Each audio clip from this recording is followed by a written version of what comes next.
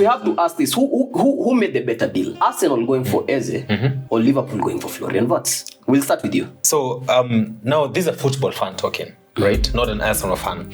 So because when you look at Florian Wirtz, objective. Yeah, I didn't know that was possible with Arsenal fans. I'm wondering as well. So when you look at Liverpool the way it is and look at Arsenal the way it is, every player will fit into the system the way the coach wanted. But the club that made a better deal, I think it's Arsenal, because Arsenal, when you look at Eze playing at number 10 or playing from the left wing where Martinelli is going to produce quite good numbers, because Eze one-on-one is quite okay.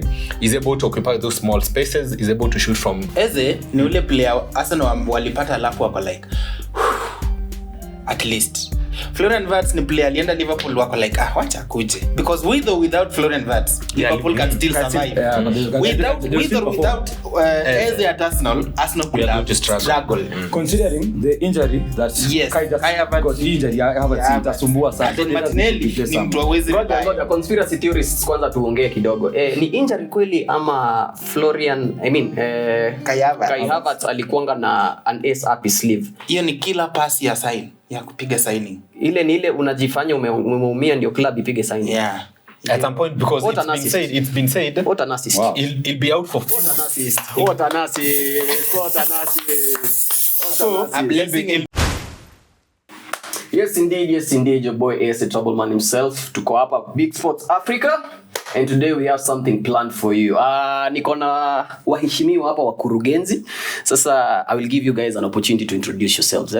Tuanze huko far left, my far left. My name is Super Prince, a Chelsea fan. And this is Meshak, Arsenal fan. Mandero, Manchester United. Club kubwa siku zote. Haya. Arsenal wali hijack a deal ya kusign somebody called Eberechi Eze.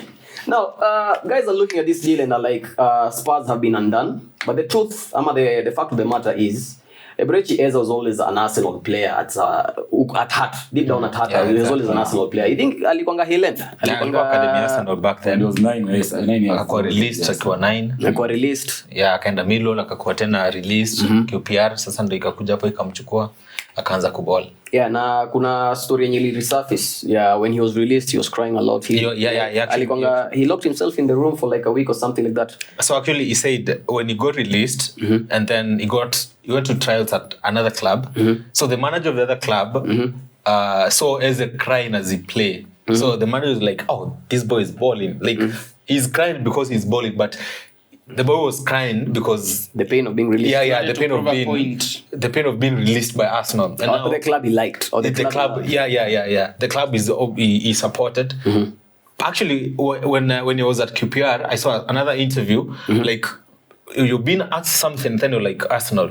Who is the best player in the Premier League? Talking about an Arsenal fan. Who do you want to win the Premier League? You just talk about Arsenal. So the boy is Arsenal through and through, and that's why. Now, immediate reactions, your fellow Londoners. Immediate reactions hapo fan wa London hapo. Unajua London tunaita fan wa London because when you walicheza PES back in 2007, 2008, for those who remember, ilikuwa inaitwa London FC. Yes. So, your immediate reactions when uliona Arsenal wamesign a player of Eberechi Eze's caliber? Okay, I personally, I don't do much banter, but if someone wants banter, I have enough of it. But as a football fan, I felt like that is a kind of a player Arsenal needed. Exactly. Because when you look at Eze, he can provide competition for Martinelli. Not even competition. He's supposed to be given that Martinelli left wing, and then he can provide competition at the Odegaard number. Because I made a video and said, if there is a player who is too comfortable at Arsenal, it's Odegaard. Because there's no one to compete him. Nwaneri could have done it, but Arteta didn't trust the kid and he shifted his position. And then they have this young kid called Max Doman, but still he's still 15. I feel like that kid is ready for the Premier League. Look at we've been talking about Lamine Yamal. Actually, he's ready. He's in the squad. Bowling when he was 15, and Xavi trusted him in Barcelona. They have to do the same. But I think Eze is a very good addition because he'll provide that and many things. Because if you ask me, as a football fan, Eze is better than Martinelli. The only thing Martinelli beats Eze is speed. And his speed doesn't amount to anything. Eze is better than Odegaard in terms. So sorry for interjecting you. You're talking about speed and not amounting to anything. So you're trying to say Martinelli doesn't have end product. Yes, his speed doesn't have good end product, because if you're running, make sure that you're running to score or to make an important pass. Okay. And sometimes his runs, he can make a run. He has someone in position to receive the ball and score, but he wants to score himself. He decides to shoot or and he lose the ball. So when you look at Eze, he's a player who understands when I'm making a run, who is in which position that I can make an assist to. And that is very important for a team. Many times, players have been crucified. Like, I can say this, I know Manchester United fans are here, they can agree or disagree. Garnacho is so good on the ball, but his decision making is poor. Yes. And especially in the final third.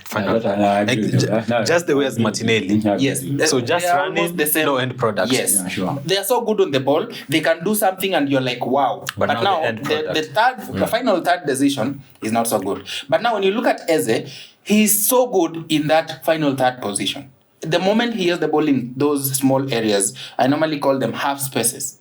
They can score a goal and you'll be surprised. And that is something that Arsenal has missed for the last 3 seasons. Been needing. And I'll add and say, when you look at the kind of a profile striker they've brought in, Martinelli was not the favorite player to make assists for the striker. Okay. Because Eze understands the Premier League differently in terms of how to make crosses for the striker. And we know that Gyökeres is so good with his headers. He needs balls, especially aerial balls. He needs a lot of them. And I'm sure Eze will be providing that more and more. That's a really thorough take, and I really appreciate your point of view, because you've mentioned youth, and at Manchester United we are driven by 3 main pillars: youth, courage, and success. And Sir Alex Ferguson, not even Sir Alex Ferguson, way back in the 60s, Sir Bobby Charlton, unajua manager wetu wanaitango Sir because of what they achieve. Yeah, they are knighted, unlike yours. But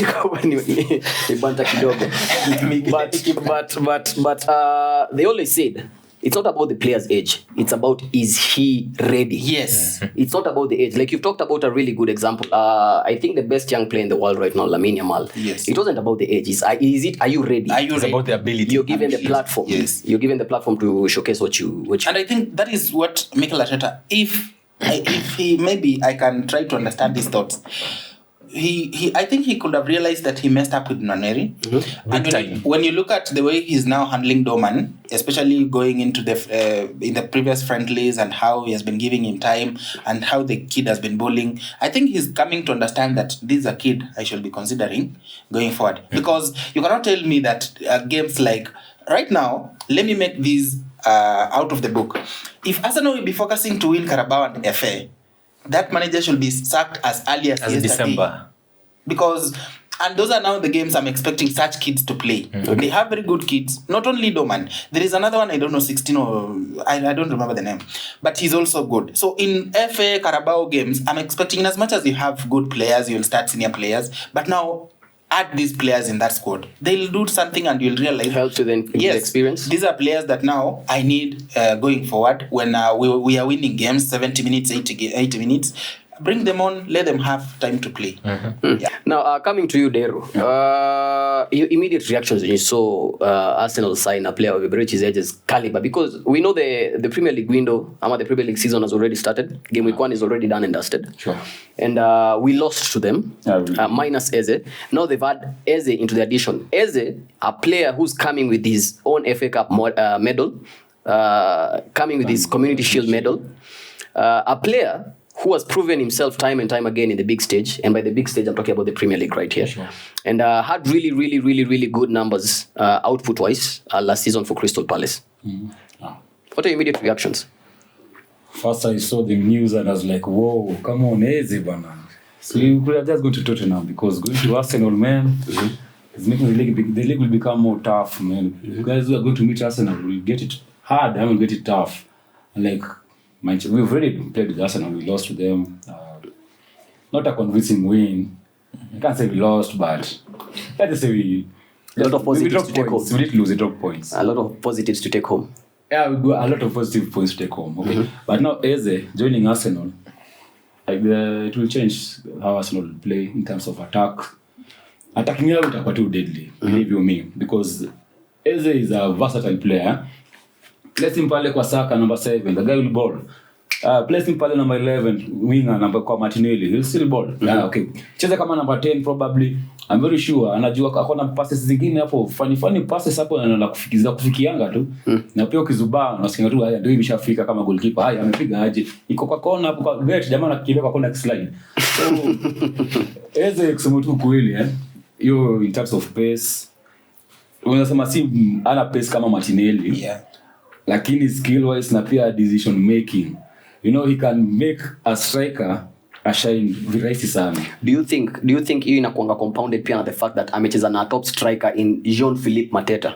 Unajua wamecheza na Mateta hapo na wamebuild some bond hapo. Do you think itasaidia na chemistry yake yenye watabuild na Gyökeres? Okay, do you know, so far Gyökeres was once in the Premier League, lakini bado hapo ile moto iko imekama, akaenda nje ya Premier League where moto ikawaka, it's been banging goals, then amerudi Premier League. Unaona, for example like Saliba, you know, Saliba kikam alipelekwa on loan somewhere, I don't know, Rennes in France ama nini, Saint-Etienne, Saint-Etienne. Then he came back.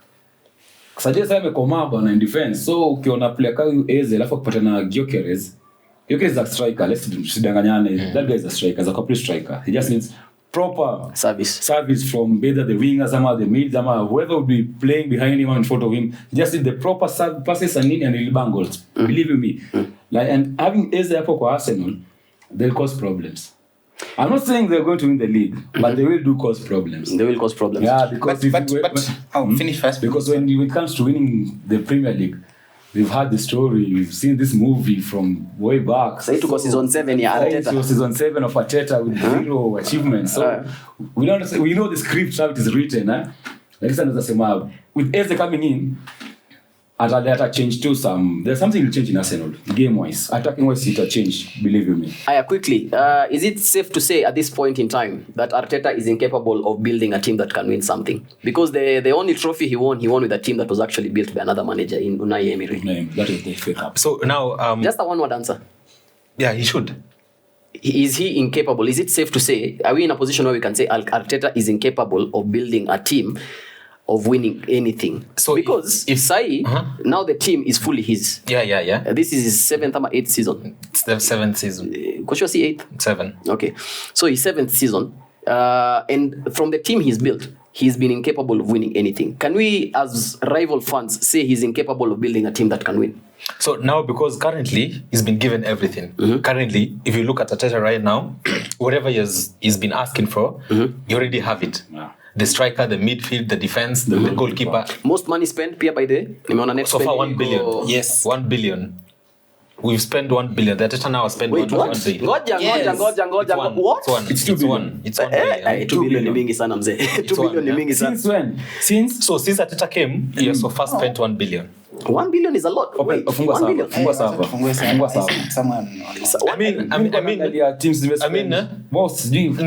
Not what he spent. Now the current squad that he has. Tunaangalia net spend pia. Tusiangalie like just spending beer. Look at the players he sold, then deduct ndio tupatie. Arsenal doesn't sell players. Like that is the problem. We are so poor in that. Yeah.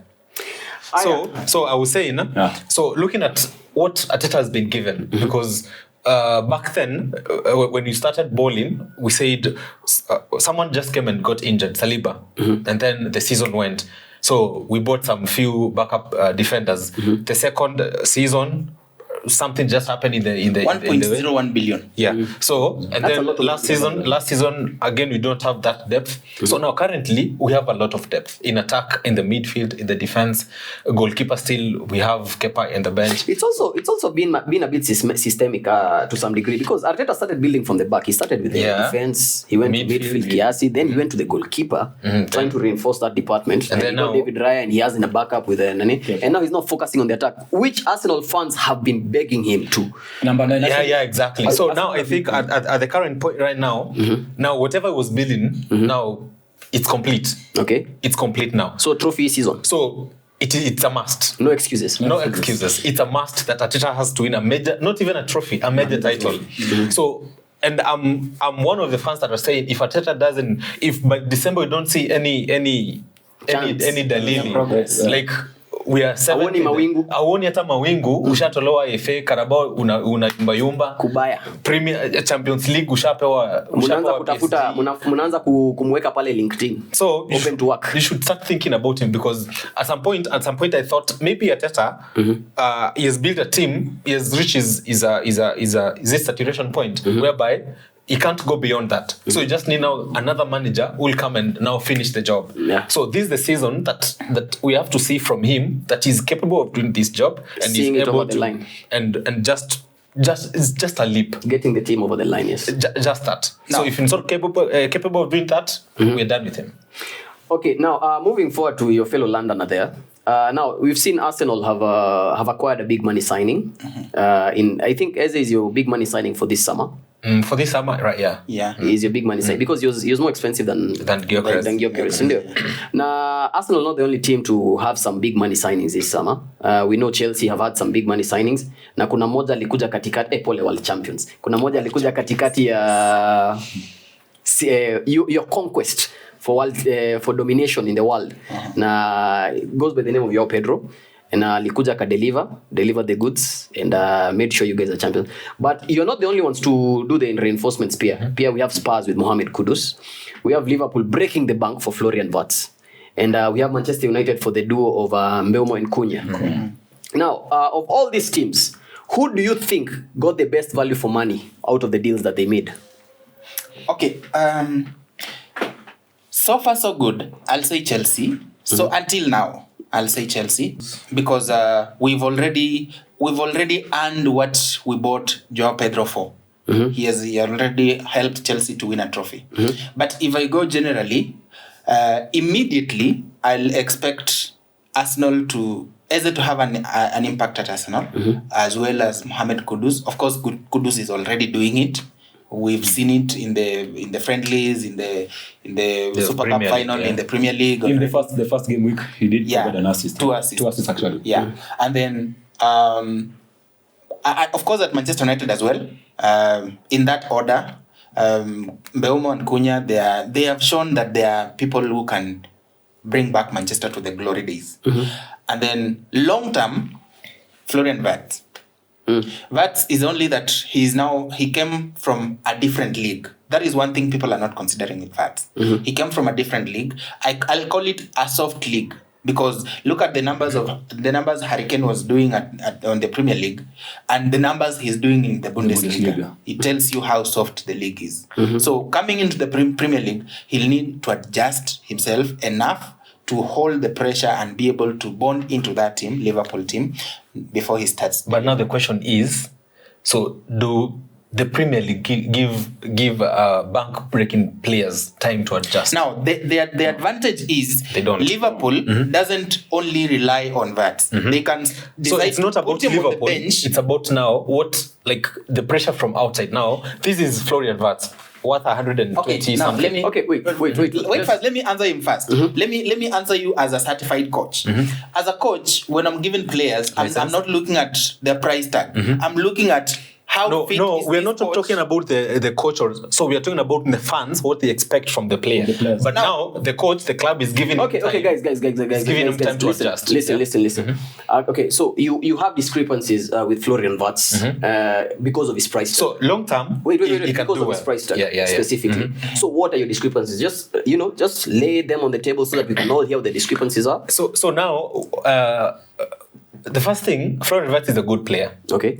A soft, good player. So when I look at him, I'm looking at Mesut Ozil, right? I'm looking at a player who just needs someone, a good 6 and a good 8 defensively. Because when you look at Florian Wirtz, he doesn't need a lot of defensive responsibilities. So, but when you look at the Premier League, how physical it is, like when you look at Manchester City, the 6, 7, and 10, the 6, 8, and 10, they all need to be up there defensively. When you look at Arsenal, what they're doing, Zubimendi, Rice, now Eze or Odegaard, defensively they're up there. And then we go to Florian Wirtz, and then we're looking at him like he just needs someone who can help him do the dirty work back there. And then if you do that for him, he's going to click. But now, is he ready to do that in the Premier League? because the Premier League needs The defensive question awareness. rather is, are you expecting him to be ready? So I expect him to be ready now that Gravenberch should be back, and McAllister should also be back and play as a 8.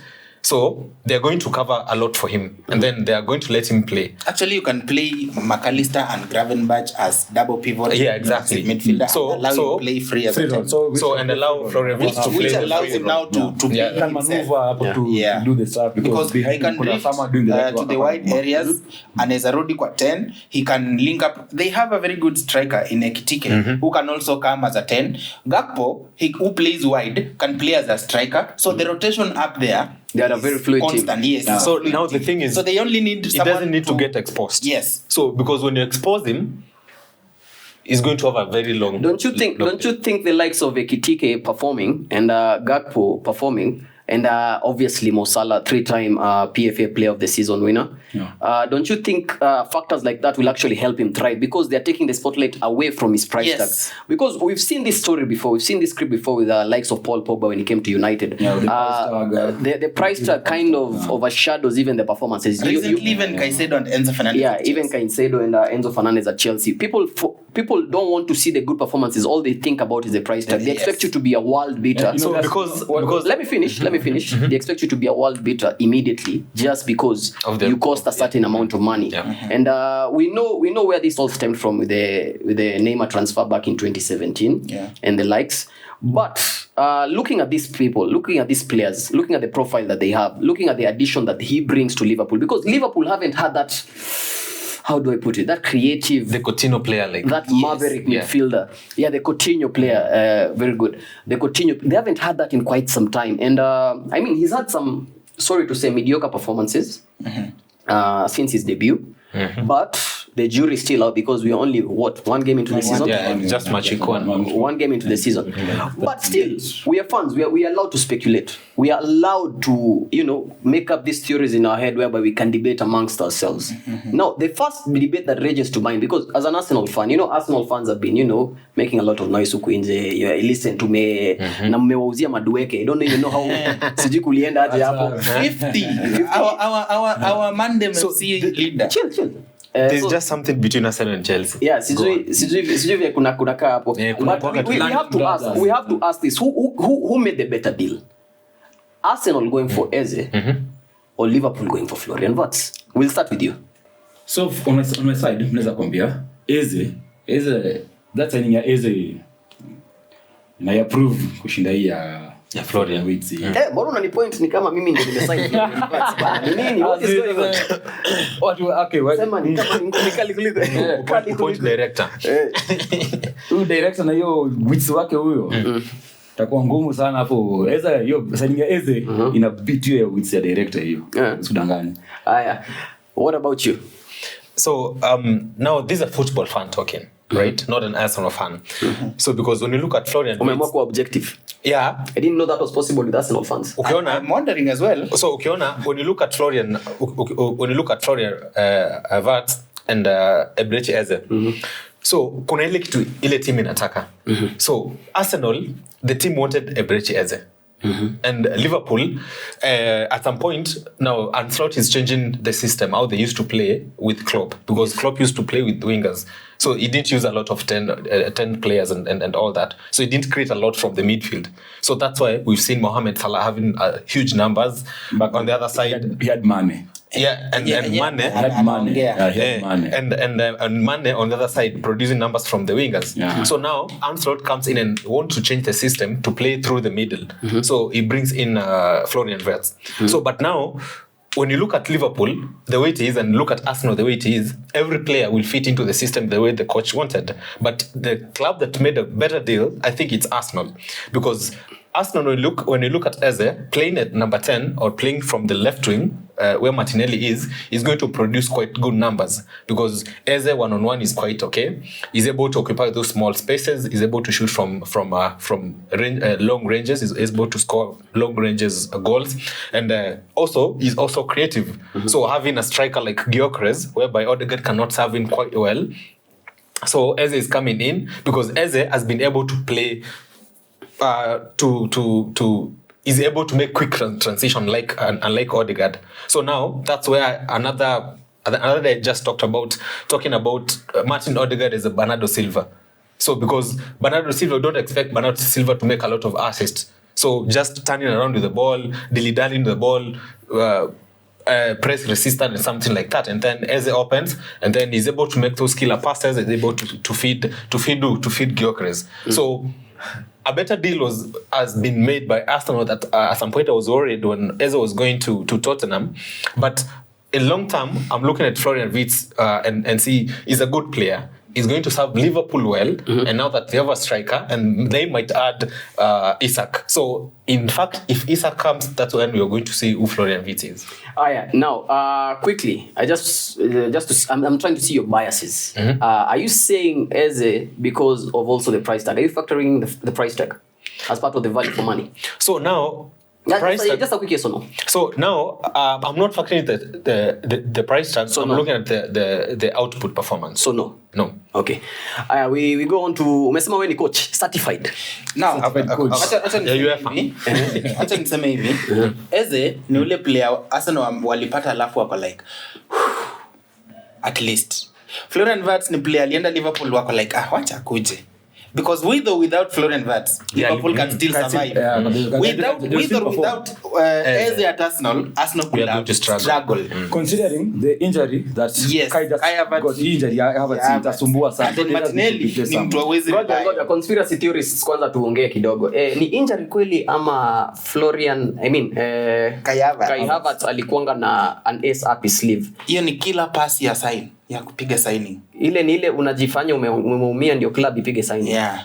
At some point, because it's been said what an assist. Wow. He'll be out for What an assist. So a blessing in disguise. He'll be out for a few weeks. Yeah. So it was not urgent to sign a player because Havertz will be out for less than 4 weeks. So you could have used Gyökeres in meantime. Were they trying to strong arm the board? Bata, anaitwa Bata. And were they trying to strong arm him into making that signing? Because after that injury tuliona masaa ilikuwa very kidogo. So actually the previous night kulikuwa na hiyo PFA nini? The Gallants. Yeah. So now Mdosi was there, the Kroenkes. So they were there, and then the following day I think it's just something happened, and then they were like, now bosi hataki kutoa dau, so lazima tumtoanishe. So tunapanga aje hivyo ndio mimi naona hivyo watu wa Arsenal hivi ndio kunaenda. Yeah, so hivyo ndio wanafanya wacheza kazi zao style ingine watapoka hapo hao. It will be so easy for now going into the season. Sorry Mr. Prince. Kuna something umesema, and I really love uirudie tena ndio the listener kama ilimpita aisikie tena. Umesema something about who needing who and who not needing who. Okay, like something about hii team Arsenal needed a profile player like Eze because of the Martinelli number, a player of Eze's profile. Yes. And that competition for Martin Odegaard. With or without Florian Wirtz, Liverpool could have still been Liverpool. Okay. That is just clear as that, because when you look at Liverpool last season, they didn't sign anyone, but they won the Premier League. Yes. Very comfortably. In fact, ilifika hapa mwisho ndio wakaanza kufanya ujinga. Because they had already won it. Yeah. But if it could have been like it's going toe to toe until the end, still Liverpool could have won it because they had the quality. So with or without Florian Wirtz, Liverpool they were in a good space. Yes. And now that makes me make this point. The pressure on Florian Wirtz at Liverpool will be lesser than the pressure on Eze at Arsenal. And this will not come from even the fans. It will first come from the coach. Why? Because Mikel Arteta right now he knows even himself that if he is not delivering this season, there's a problem. Yeah, sure. He's going. Sure. Now, he's going. He should. What will he be? So his job is on the line. Yes. This season is on the line. This season is on the line. Come to Manchester time naweza sema hivyo. Now, I'll say this. There are coaches who build squads, but they don't win trophies. And that is Arteta. I know many Arsenal fans will not agree. But I'm sorry with them. I'm sorry to my brother Mesh here. But that is the reality. But now let's see whether he gets over the line. Look at Chelsea. When we had Frank Lampard, he's the one who built the kind of Mason Mount, Tammy Abraham. First and foremost, asanteni sana kwa Mason Mount. Thank you for Mason Mount. Nashukuru sana. We agree. Hata mimi nashukuru sana Mason Mount. Okay. Nashukuru sana Mason Mount. Hapo kwa So Mason he's Mount. the one who built the likes of Kina Tomori. He's the one who built them. But at some point, he struggled using them. And then, without changing anything in that squad, Thomas Tuchel came in and won the Champions With the League. same With squad. the same squad. That is Who what bought Kai Havertz? It's Lampard. Lampard. It wasn't Thomas Tuchel. No. It was Lampard. It was Lampard. Because I remember when Ilikuwa in the summer. Kai Havertz scored Oh, the winning wait. goal. Yeah, okay, yeah. Mount was there. Mount Yes. alipiga assist. Yeah. Assist. Yeah, Mount wa Manchester, Mason Mount wa Manchester. Yes. Ndio alipeana. Hiyo time alikuwa Chelsea. Ndio huyo Alipeana assist akiwa Chelsea. Lakini sasa Mount wa Manchester huyo. Okay. Sasa hii ndio alipeana assist. So now, will I be right if I say Kai Havertz wa Arsenal ndo alishindia Chelsea Champions League? Hapo. Lakini bila Mason wa Manchester angefunga hiyo bao. But sasa wangekuwa Chelsea. But now the thing is Chelsea, I mean Arsenal na Man U walishikana kushindia Chelsea Champions tunafaa League. tuiseme hivi. Chelsea ilisaidia Arsenal na Man U players wao wenye walishinda Champions League. That is the right statement. I was saying a point. Ulikuwa unasema something. That I'll not be surprised if Mikel Arteta doesn't win anything this season because of that kind of coaching style. Umesema yeye ni manager wa type gani? Buru. Yeye ni manager a good wa kujenga. Manager mwenye ana build squad, and we have a couple of them. The same thing happened with the former manager of Wolverhampton. No, Espirito Santo. Yeah, not Espirito Santo. The one was there before Victor Pereira came in. Pereira came in and found a team that was at the relegation point, and he took it to number 13. And now they have sold the likes of Mbeumo and Cunha, and still they are building. The same is like Thomas Frank. That is Brentford, eh? I mean Cunha, yes. Cunha from Wolves. From Wolves. Now, the same is with Thomas Frank. Look at the way he handled Brentford. He raised a very good squad, but now there was a limitation that if they pick a player, then Timi Nenda Chini, still he'll build. That is Arteta at Arsenal. He came in, he won a trophy with the squad that was not his, and then all over these 3 or 4 seasons, he has been in second position. He has been building, and now the pressure is too much. So now my question is kuna kitu umesema kuhusu managers who are capable of building teams but are not capable of taking the team over the line. Yes. Na there is a manager who a lot of us thought alikuwa kwa hiyo list yenye umemention, that damned list, because that's the list you don't want to be in. Na huu new manager wa Newcastle, because alikuanga Brentford, alikuwa Bournemouth. Alikuwa yes. Bournemouth. Eddie Howe. Eddie Howe. Alikuwa Bournemouth. Na venye alichukuliwa Newcastle, when he went to Newcastle, guys were like, hii pesa yote then wanachukua mtu kama huyu. But it's the same thing. But Eddie Howe was really good. It's the same thing when Chelsea went for Enzo Maresca, a championship coach, leaving out Luis Enrique, who went to PSG. Yeah, these are managers wenye wamejiprove they can build a team and win something. Yes. Now my question is, Super Prince, my question is, if Arteta was able to win a trophy with a squad that he inherited, so why can't he win with a squad that he has built? It's the same thing when you want to say that why if Ernest Lot won the Premier League with his squad. Jurgen Klopp. So, but now we are comparing the two squads, the one that Arteta inherited and the one that Slot has inherited. Now, that I'll take you to deeper things like play style and what the players had adopted from the previous coach, and you're just adding in small details and you win a trophy. And that is, I don't count trophies like for example, I'm a Chelsea fan, and if you're a Chelsea fan and you disagree with me on this, that's a problem. Okay, yeah. You don't rate teams based on tournaments. Like Chelsea winning the Club World Cup, that is a tournament, a 7-game tournament. This is a Premier League. You have a stretch of 38 games. In between their tournaments, you have the Champions League, you have the FA, you have the Carabao. The ability of a coach handling all these and win 2 or 3 trophies, that is a coach. Like right now, if a person starts arguing the stories of Sir Alex Ferguson and Pep Guardiola, those are 2 elite coaches. They understood the assignment. That's why they can win a treble with a stretch of 38 Premier League matches, with Champions League in it, with Carabao in it, FA in it, and you have injuries, but still they managed to do it. Mikel Arteta is lacking that. Is lacking that age of being a coach who will understand how to use players differently. So does that experience come with age? It doesn't come with age. It comes with understanding, which I feel like Mikel Arteta sometimes misses. Because that's a really good point. It comes with understanding. It doesn't come with age. Wisdom and easy stuff zote. Look at how. What about the experience? It comes from understanding and learning. What about the experience? I'll give him a simple example. You experience something bad. Let me give him an example. Let it all go to one. Before you give him that example, before you give him that example, that this coach, who coach of Brighton, the guy at Brighton was 31 years. Yes, Fabian Husler. Yeah, who are Brighton knew. The guy was 31 years. Other some players are much older than him. Yes, Milner is almost 40. Lakini ukiangalia gameplay yake na Brighton, alisurprise watu wengi sana. Si alikazia Arsenal mkupiga jamaa. But now the real thing is, alipiga Manchester. No, the thing is, alipiga Chelsea twice. Now the thing is, Brighton scored 6 points from me last. Now the thing is, now the thing is, we cannot compare managers from mid teams, yeah, because the top 6 teams, the managers have more pressure to win titles. Yes, now let me give him an example. Let me give him an example. But now this mid-table, listen. Let me make my point. Okay, guys, in a civilized manner. So these mid-table coaches, they don't have pressure to win the title. They just have pressure. No. Listen. It's okay to disagree. Yes. So they have pressure to just remain in the Premier League. So that is goal number 1. For these Brighton, Brentford, Crystal Palace, remain in the Premier League. Do not get relegated. My point is burning. Let me make it. Wait. So now we come now we come to teams like Manchester United all the way to Arsenal. Now the first 6 teams. So now if a manager comes, you'll not be told now your first goal is to remain in the Premier League. No, your first goal, we want give us a title.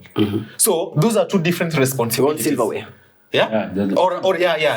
Show us that you can do it. So those are 2 different responsibilities. So that's what most of the times you see a manager can do well in a mid-table, but when he gets hired to a top 6 team, he just fumbles. He cannot manage now, it. Let me challenge his point. Okay. First of all, these managers also have dreams of managing these big teams. That's why you can see a team like Chelsea going to hire a championship coach. You can see a team like Tottenham going to take Brentford's coach. That is Thomas Frank. Now, when I talk of understanding and not experience, I'll give you an example of Chelsea. In the FIFA Club World Cup final, every person knew that PSG is going to smash Chelsea. I don't know. I not everybody, but a majority. Actually, Dembele and who? Dembele and is it Dokure? Doe. They were arguing. So they score the 8th goal in training. Against Chelsea. Now, when it comes to understanding, you will realize that Enzo Maresca understood the weakness in that team. When Hakimi and Nuno Mendes were going up, there were spaces being left here. Those are the spaces you use. Is the same thing I was saying? I think it was here when Arsenal were going. Sorry for cutting you short, but it's just an interjection on the PSG point. A lot of people miss this, but I have to say it because nobody's saying it. I'm not hearing anybody talking about it. PSG struggled a lot against English opposition. Don't forget that. Yes. They went to penalties with Liverpool. They barely beat Aston Villa. Which other team did they won? Arsenal. City. Arsenal wasn't a dominant performance. It was beating Chelsea. The guys who are talking about 8-7-6 whatever, I don't know what they were smoking because and also Chelsea have a reputation of actually winning as underdogs. Yes. All the important trophies they won, they win as underdogs. What I want Mesh to understand when I'm talking of Arteta not being in that elite or level of understanding as a coach, is you don't handle games based on what you have in your squad. You handle games based on who is the opponent. That is what Mikel Arteta sometimes don't understand. When you look at your game against... Let it deep in first. Hey, unasema point deadly na utaki watu hata deep in. Wacha watu deep in. Can you please run it back, please? Run it back. You don't play games. Angalia kamera kwanza ukisema. You don't play games based on who you have in your squad. You win or you play games based on who is the opponent you're playing. Football fans, So we concur. Now, my question is, Now, let me finish it before you. Does it mean... No, let him finish it. Let him finish all it. right. So when I look at some specific games, like for example, Arsenal's game against Bayern Munich, I don't know, it is 2 seasons ago. 2 seasons ago. Yes. That was a game that if Mikel Arteta could have understood the mistake that Kimmich was making in that game, they could have punished him. And he had a player, whom I cannot remember the name, on the bench who could have used that space. So at some point, when a coach is too rigid and he's using a system that has not fully adapted, or the team is the system does well against other opponents and not to others, he has to understand what to do, where to change, and how.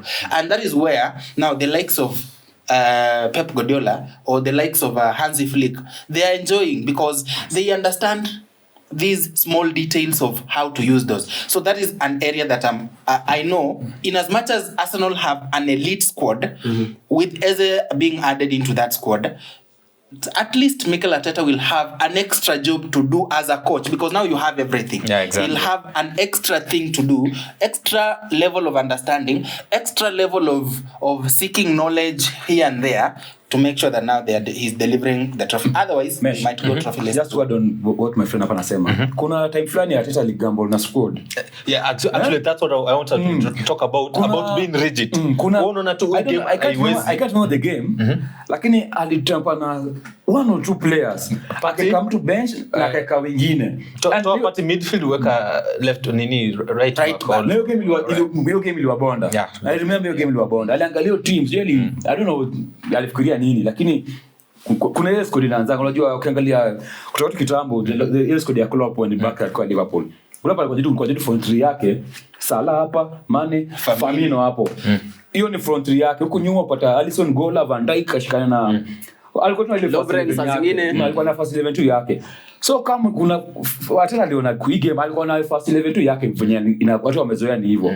So kaangalia hii game akasema acha huyu akazuia ile change position ama leka huyu bench akaka mwingine na hiyo game limcost. Na hapo ndio pia hii PPL hapo ile mponyo. So now actually like a small point on that. Kitu kingine yenye watu hawajuangi, but mimi from my point of understanding as a coach I know, hii kitu ya make players wako comfortable that they know they're in the first 11 is bad. Na ngoja venye umesema tu hivyo, Amorim amekuja na kitu fulani imenifurahisha sana. Amorim was just said at Manchester United, being on the bench is a privilege. Yes, it's so because pressure is expected, something is expected of you. Yes, and then at some point managers have to make players understand that it's not all about being guaranteed in terms of play time. Now, when you do some substitutions, it has to tell players in their mind that, oh, this team can still survive without me. And I love that because Amorim has brought that at Manchester United. Pep Guardiola always does that. Exactly. You're not guaranteed that you'll play when unless you're who? Unless you're Messi. At Chelsea, Enzo Maresca has also brought that. Who knew that we can use Malo Gusto as a winger? Who knew that we can use Reece James as a midfielder? And if Reece James can play as a midfielder, that is to mean Enzo Fernandez can be on the bench. So that thing is so good, and that is something Mikel Arteta doesn't implement at Arsenal. At some point, I was just feeling like this is the right time to give Nwaneri time to play. Odegaard was injured.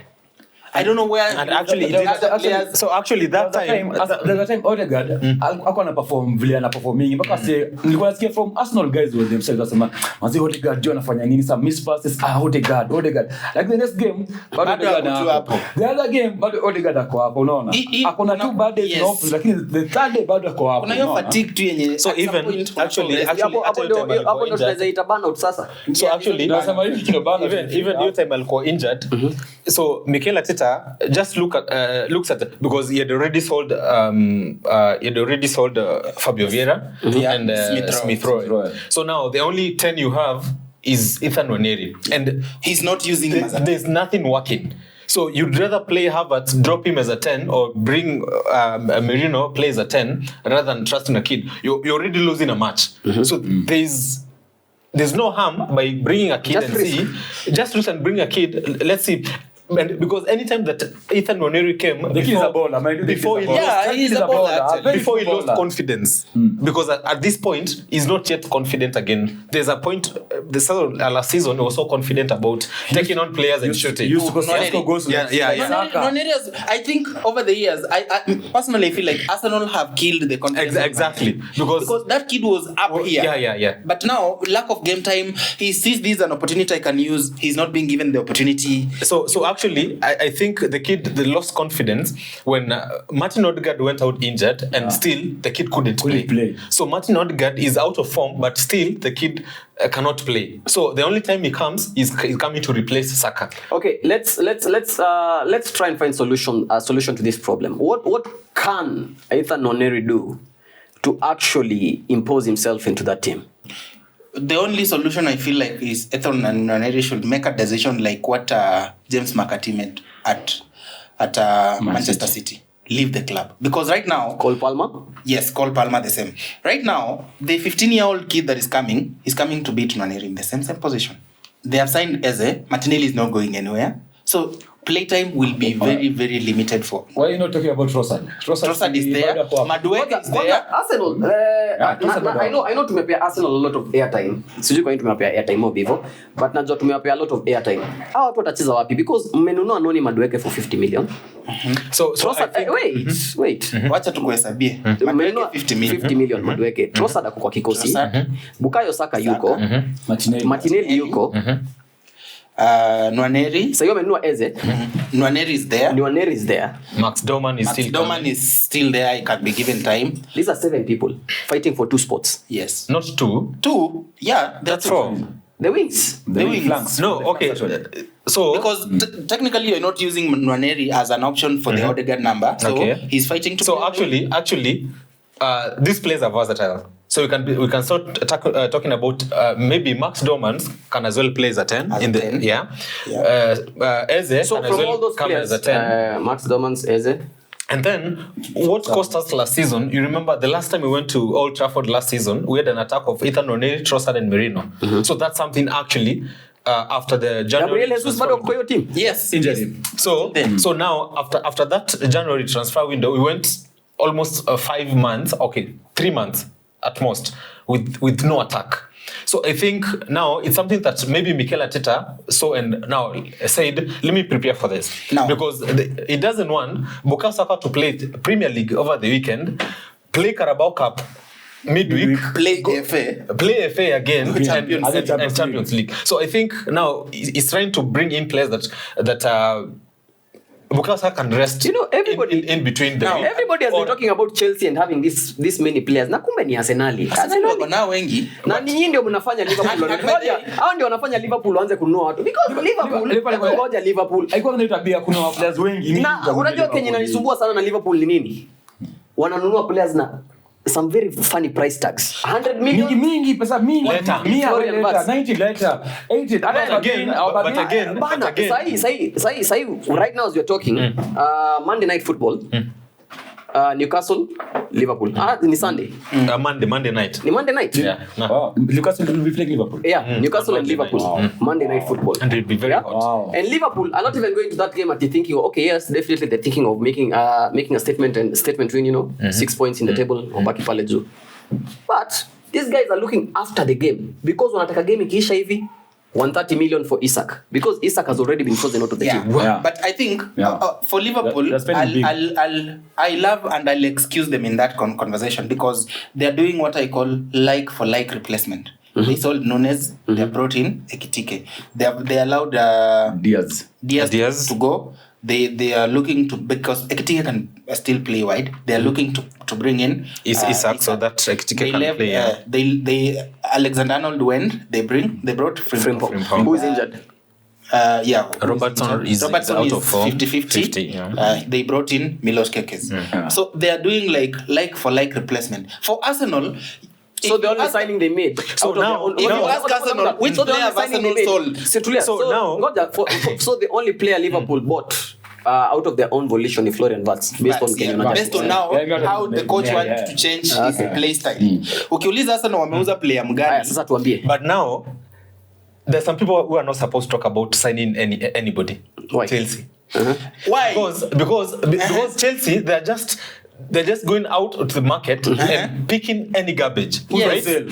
Who's on sale? Wait. Because I can defend myself. Because tell me one position currently has almost 3 players. Which one? Dilap, Joe Pedro, Jackson is still there. Jackson is on the. He's not sold. He's still there. Okay. Ukitoa team ya Chelsea, Jackson will be there. Okay.